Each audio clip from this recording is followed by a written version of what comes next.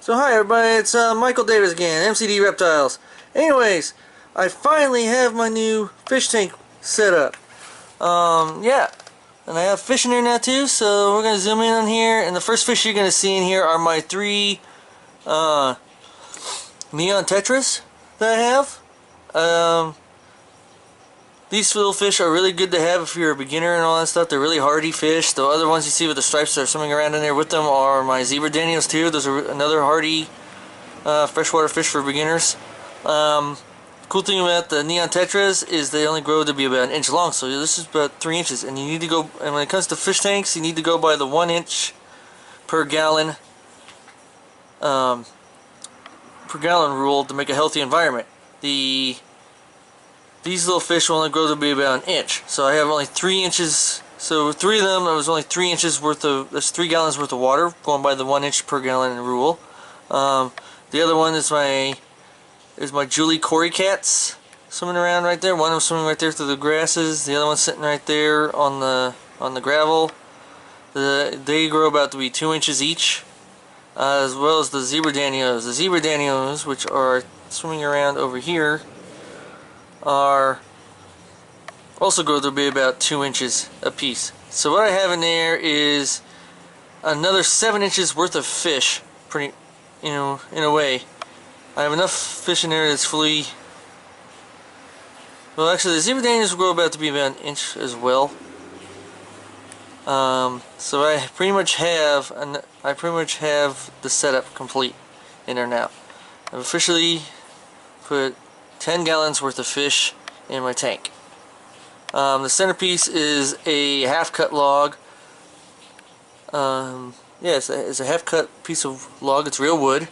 All the plants in there are all real. This is a real live planted. This is a live planted aquarium that I set up. 10 gallon. Water temperature in there is adequate for these species. Keep it at least 80 to 84 degrees. It's in between there right now. It's at 82 degrees Fahrenheit, or 28, or for those of you in Britain or wherever you're from, if they go by Celsius, it's 28 degrees Celsius in there currently. And this is just a top fin aquarium, a top fin 10 gallon starter kit that I set up. And all that. It only comes with the basic needs, just your filter and the tank and the heater. The rest of the stuff you have to add in on your own, as well as the only other thing that came with this was this temperature gauge in there, and the filter and the filtration system. That was the only stuff that came in there. The rest of the stuff I had to add on my own. As far as my reptiles are concerned, we're going to go now, turn around. Once again, computer. I want to turn around now.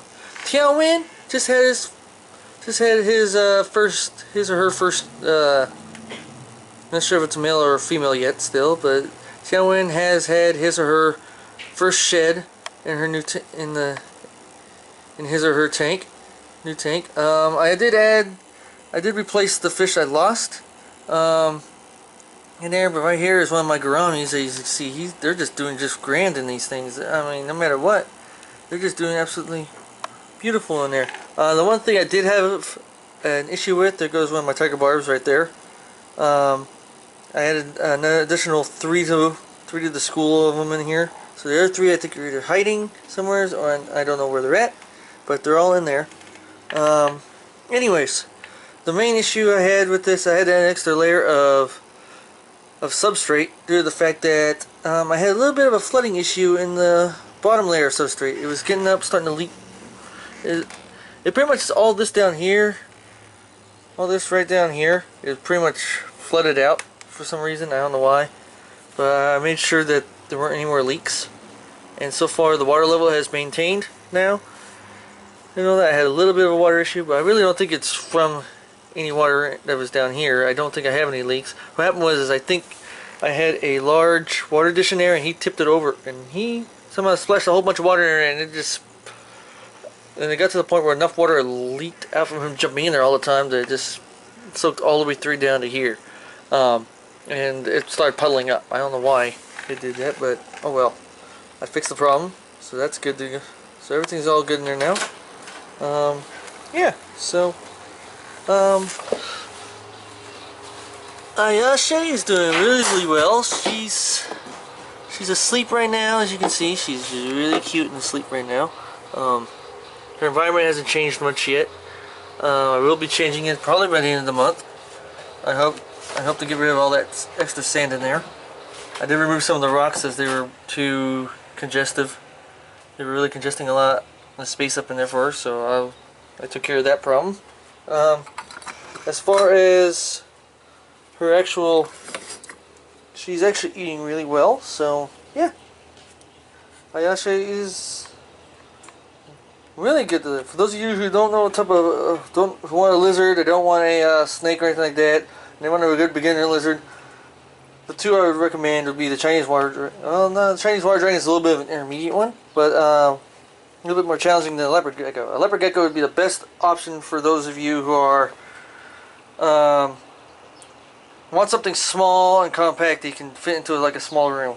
You know, that would be the leopard gecko. The leopard gecko, they don't grow very big, so that'd be a perfect thing size for an apartment.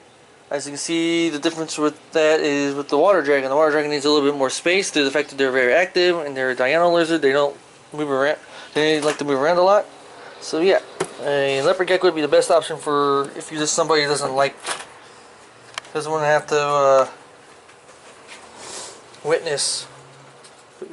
have to keep an eye on where their animal is at all times. And this one's an animal that's just going to chill with you, watch TV. Water dragon won't do that. That water dragon will just be all over the place.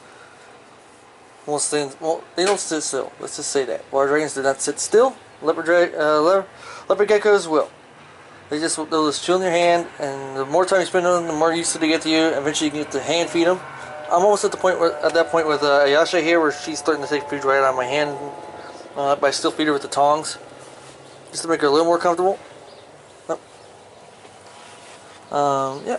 So now on to the main girl who started it all. My ball python update on her is that she is growing so fast and her temperament has improved a lot more.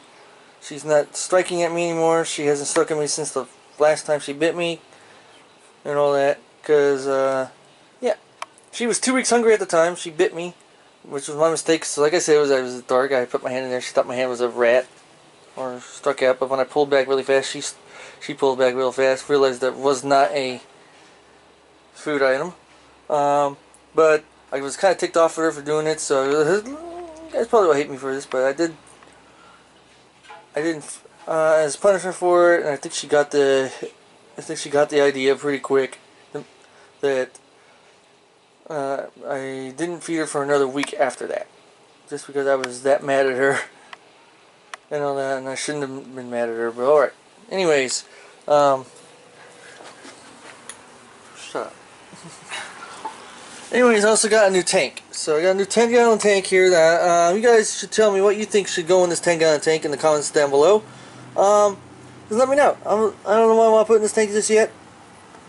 But if you guys have any suggestions, I will consider them. Alright. Well, once again, this is Michael Davis, MCD Reptiles, checking out. Peace.